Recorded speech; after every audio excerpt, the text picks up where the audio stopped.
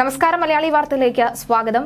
Thiruvananthapuram mayor Arya രാജേന്ദ്രന്റെ കാര്യത്തിൽ യദു ഒരു തീരുമാനമെടുക്കാനായി പോവുകയാണ്.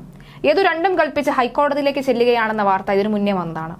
ഇപ്പോഴിതാ പ്രധാനമായും യദുവിന്റെ ആവശ്യം ഒരു സാധാരണക്കാരന്റെ ആവശ്യമായി കണ്ടുകൊണ്ട് ഹൈക്കോടതി അത് പരിഗണനയിലെടുത്താൽ ഒരുപക്ഷെ മേയർക്ക് കിട്ടുക നല്ല ഒന്നാന്തരം വിമർശനം ആയിരിക്കും. അങ്ങനെ വിമർശനം കിട്ടിക്കഴിഞ്ഞാൽ എങ്ങനെയായിരിക്കും മേയർ ആ സ്ഥാനത്ത് നിന്ന് അവിടെ തന്നെ ഇരിക്കുമോ, അല്ലെങ്കിൽ മേയർ ആ സ്ഥാനത്ത് നിന്ന് തെറിപ്പിക്കുമോ എന്ന് കണ്ടറിയേണ്ടി വരും. ഇനി ഈ ഒരു കേസ് ജസ്റ്റിസ് ദേവൻ രാമചന്ദ്രനാണ് പരിഗണിക്കെടുക്കുന്നത് എങ്കിലും പറയേണ്ടതില്ല. എന്തായിരിക്കും സംഭവിക്കുക നന്നായി അറിയാം.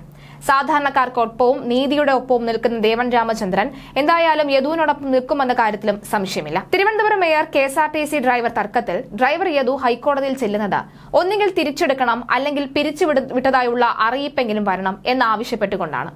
3 മാസങ്ങൾക്ക് മുൻപാണ് മേയറുമായി ഉണ്ടായ തർക്കത്തിൽ യദുവിന് ജോലി നഷ്ടമായത്. സംഭവമുണ്ടായി 3 മാസം പിന്നിട്ടിട്ടും കേസിലെ അന്വേഷണം എങ്ങും എത്തിയിട്ടുമില്ല.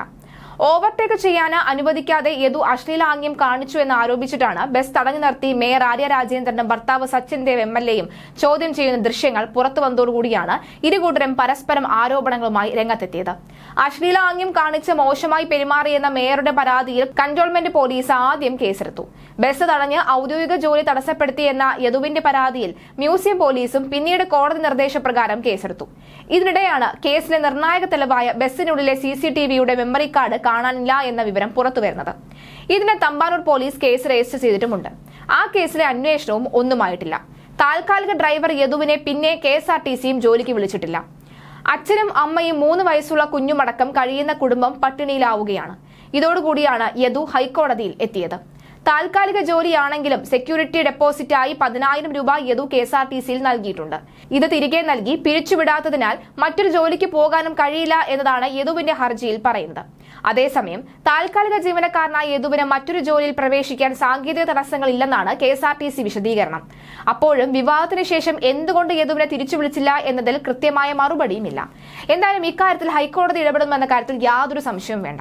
എങ്കിൽ ഹൈക്കോടതി നിയമപരമായ ന്യായത്തിന്റെ ഭാഗത്ത് മാത്രമേ നിൽക്കുകയുള്ളൂ എന്ന കാര്യത്തിൽ സംശയമില്ല.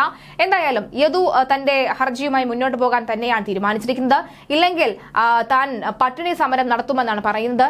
മേയറുടെ വീട്ടിൽ ചെന്ന് പട്ടിണി സമരം നടത്തും അടക്കമുള്ള കാര്യങ്ങൾ യദു കൃത്യമായി പറയുകയാണ്. എന്തായാലും കണ്ടറിയാം ഈ ഒരു കാര്യത്തിൽ എന്തായിരിക്കും തീരുമാനം എന്നത്.